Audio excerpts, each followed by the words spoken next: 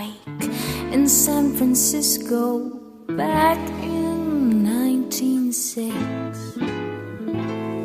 They said that old Mother Nature was up to her old tricks. That's the story that went around, but here's the real lowdown. Put the blame on Maine, boys. Put the blame on Maine. One night she started to shim and shake. That brought on the Frisco quake. So you can put the blame on Maine, boys. Put the blame on Maine.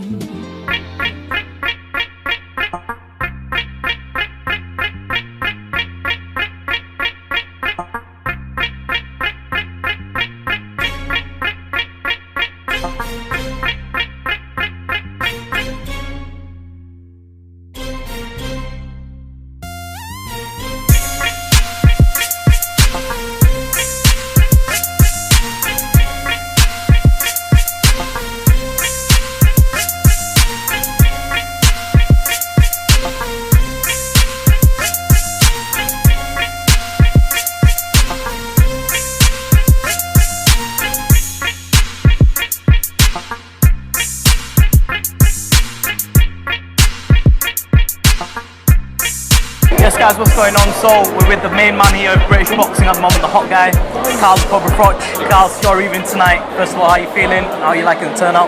Yeah, it's a great turnout. I think it was about 400 people. It took me about 2 hours to take a picture of everyone, but I've had a good response, and they're a genuine boxing crowd, which is always nice. That's good, good.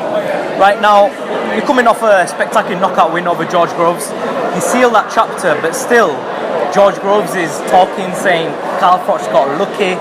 But you've knocked the guy out twice now. So, what do you think about his comments, what he's making? Well, he can talk and say what he wants, but who's listening? Are you listening? No. I'm not, nobody else is. Yeah. Next question. Now, James DeGale, he's calling your name out a lot. And he's saying I want Carl Froch, and there's a lot of talk going on between you two.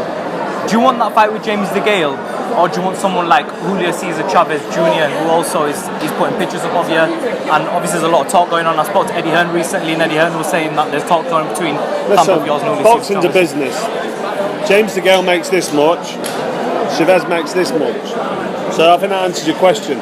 It's not, I'll fight anybody. I'll fight James DeGale, Golovkin, anybody. I've proven that with my CV. Look back on who I've boxed. I've boxed the best of the best, the elite throughout my whole career. So James DeGale doesn't cause me any problems, but boxing's a business, you know, and if it doesn't make commercial sense, it doesn't happen. At the minute, DeGale doesn't make sense, therefore it won't happen. It's not me that's not letting it happen. It'll be Eddie Hearn, Sky TV, HBO box office, sponsorship, endorsements. None of it makes any sense with DeGale. If he wins a couple of fights and beats somebody, then people will start to take him serious. That fight might develop into a potentially big fight. But at the minute, he lost to George Groves as well. It's a non-starter, and obviously you point out there he lost to George Groves. So a lot of people are saying, well, Froch knocked out Groves, beat him up twice. Why is he taking a backward step? But the fight for me is Chavez, because it's Las Vegas. It's American pay-per-view, British pay-per-view, and it's a different, box ticked for me in what's been a fantastic career. For me to go through my career, which I've had, which has been brilliant, and not fight in Las Vegas, it's almost a crime. So if the Chavez fight comes off, that's the one. Now, personally, I've wanted to see the fight between you and Chavez Jr. Spoke to Eddie Hearn. Eddie Hearn says talks taking place. Chavez Jr. He's not the hardest trainer in the world. When he trains, he bloats up, as everyone knows, and then last minute he'll get in shape. Obviously for you, because you're the hot guy in boxing at the moment, you're on form. We'd like to think that he'll get in shape. But what would your tactic be going in the fight? Would you want to land a lot of punches on him, keep it a busy fight to test his stamina? Because one thing I've always respected about you is that you've always lived a healthy lifestyle, and you live the life, and you're always constantly training. I mean, right now you're trim and you're in shape. Is that something you would do? Is that you like to test him in deep waters and test his stamina? No, not really. Listen, mate, I take every fight the same mentally, in the sense that I'm in there to do a job. And if that means getting behind my jab and outboxing him and winning on points, I'll do that. But I always go for the finish. When I catch my opponent hard, I'll step in and start throwing combination, heavy punches. So you know, I can't say that I want to take Chavez the distance and test his stamina. I don't think he's got stamina issues. I disagree with you on that one. I think he's an athlete. He's been 12 rounds a couple of times, quite a few times, and he's a good fighter. He's young. I know he goes up in weight, and I've heard he smokes a bit of weed, you know, and he's failed. You know, he's had problems, but when he fights, he's in there and he means business.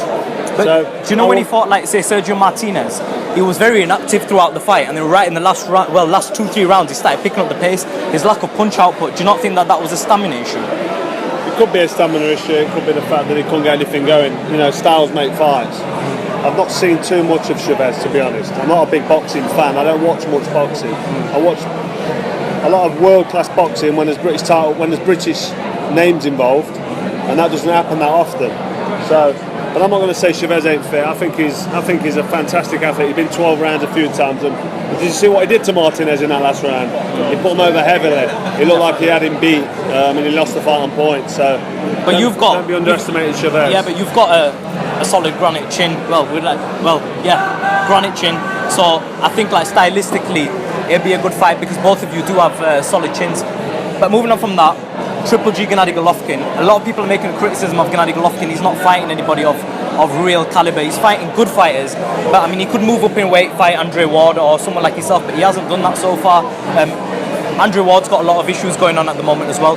What's your opinion on Gennady Golovkin, and do you think, like, in the next about 3 years, he can take over the sport and be one of the main people in boxing?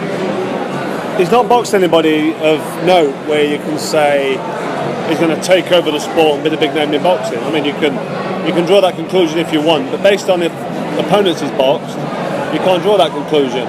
The manner in which he's dispatched the opponents he's fought, and he's boxed at a decent enough level. He's not fought any of the top fives, so it's difficult to draw a conclusion. He looks super strong at middleweight. With the amateur record as well. He's knocked everybody over at middleweight. Well, amateur and professional means nothing. Look at Amir Khan, look at Audley Harrison, look at, you know, James DeGale. Olympic champions, silver medalist with Khan.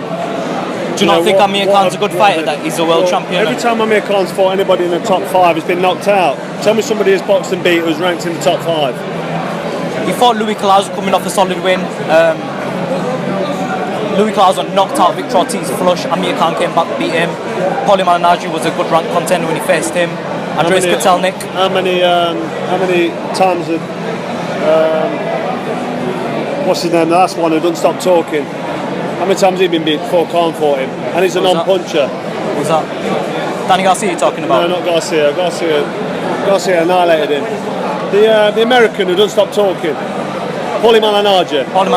Yeah. How many times has he been beat before Khan fought him? I mean, he's a non-puncher. As soon as Khan steps in with anybody who can punch at top level, and most top level fighters can punch, he gets cleaned out. Peterson, Garcia, Prescott, they're not top world beaters, and they're cleaning out Amir Khan. I'm not just giving him stick, I'm talking boxing. Right, so we'll leave it at that. We'll carry on this conversation another time, Carl. You're an Amir Khan fan, yeah? I'm Amir Khan's boy, yeah. Right, Carl, thank you for your time, mate. Pleasure. Nice speaking to you.